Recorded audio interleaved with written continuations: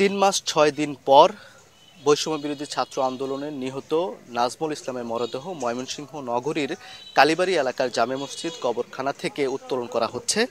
তিনি মূলত উত্তরা রাজধানীর উত্তরা পূর্ব থানার সামনে গত ৫ আগস্ট বিকেলে তিনি গুলিবিদ্ধ হয়ে মারা যান।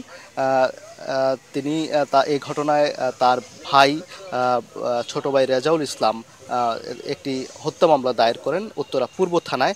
২৫ আগস্ট থানায় করা ওই মামলায় সাবেক প্রধানমন্ত্রী শেখ হাসিনা সহ ৮৫ জনের নাম উল্লেখ করে এবং অজ্ঞাত পরিচয় আরও ২ থেকে ৩০০ জনকে আসামি করা হয়েছে। সেই মামলায় আসলে আদালতের নির্দেশে এই ময়নাতদন্ত জন্য মরদেহটি উত্তোলনের যে প্রক্রিয়া সেটি কিন্তু চলছে।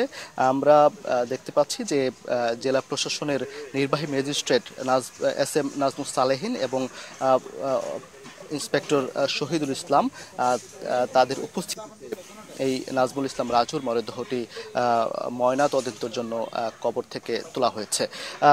এই নিহতের স্বজনরা আমাকে জানিয়েছেন নাজমুল ইসলাম রাজু মূলত দর্জির কাজ করতেন উত্তরার আজিমপুর এলাকায়। ৩.৫ বছর আগে ময়মনসিংহ শহরে এসে ঋণ করে নিজের ছোট একটি ব্যবসা দেন এবং ট্রাউজার বানিয়ে পাইকারি বিক্রি করতেন, কিন্তু ব্যবসায় লোকসান হওয়ায় গত ১০ জুলাই উত্তরার আজমপুর এলাকায় একটি কারখানার দর্জির কাজে যোগ দেন তিনি। গত ৫ আগস্ট শেখ হাসিনা সরকারের পতনের পর আনন্দ মিছিলে যান নাজমুল। ওই দিন বিকেল ৪:৩০টার দিকে উত্তরা পূর্ব থানার সামনে তিনি গুলিবিদ্ধ হন। স্থানীয় লোকজন তাকে উদ্ধার করে কুয়েত মৈত্রী হাসপাতালে নিয়ে গেলে চিকিৎসক মৃত ঘোষণা করেন।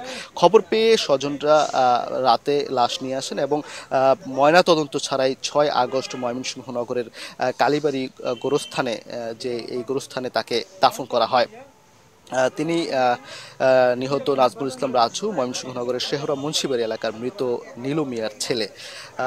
এই যে পরে ২৫ আগস্ট এই মৃত্যুর ঘটনায় মামলা দায়ের করা হলে আদালতের নির্দেশে ময়নাতদন্ত করার জন্য মরদেহটি উত্তোলনের জন্য নির্দেশ দেওয়া হয়। সেই নির্দেশনার প্রেক্ষিতে আজকে এই যে কালীবাড়ি জামে মসজিদ কবরস্থানে তাকে দাফন করা হয়েছিল, সেখান থেকে আসলে প্রশাসনের নির্বাহী ম্যাজিস্ট্রেট এবং প্রশাসনের আইন শৃঙ্খলা রক্ষাকারী বাহিনীর সদস্যদের উপস্থিতিতে এই নাজমুল ইসলাম রাজুর মরদেহটি উত্তোলন করে নিয়ে যাওয়া হচ্ছে ময়নাতদন্তের জন্য।